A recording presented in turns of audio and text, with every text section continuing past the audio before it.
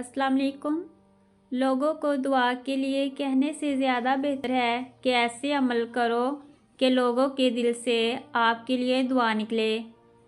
हमेशा समझौता करना सीखो, क्योंकि थोड़ा सा झुक जाना किसी रिश्ते को हमेशा के लिए तोड़ने से बहुत बेहतर है।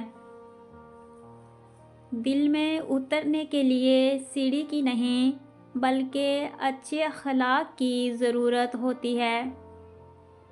कोई भी दुआ कभी रद्द नहीं होती, बस हमारे मांगने में खलूस होना चाहिए।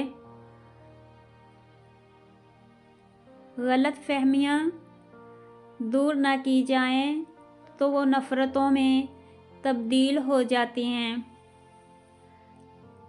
इंसान की दो ही कमज़ोरियां हैं, बिना सोचे अमल कर देना और सोचते रहना अमल ना करना।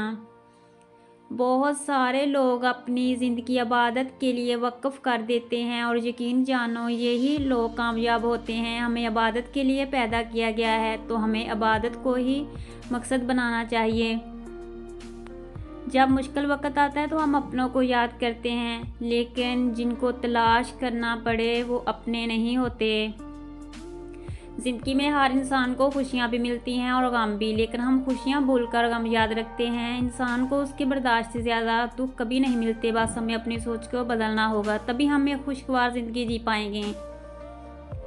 ये बात सही है कि जितना हम ठोकर खाकर सीखते हैं, इतना किसी की नसीहत से कभी नहीं सीखते। अल्लाह सब जानता है आपके साथ क्या हो चुका है और क्या हो रहा है। बस सब्र करना सीख लीजिए, वक्त बदल जाएगा, क्योंकि वक्त एक जैसा नहीं रहता।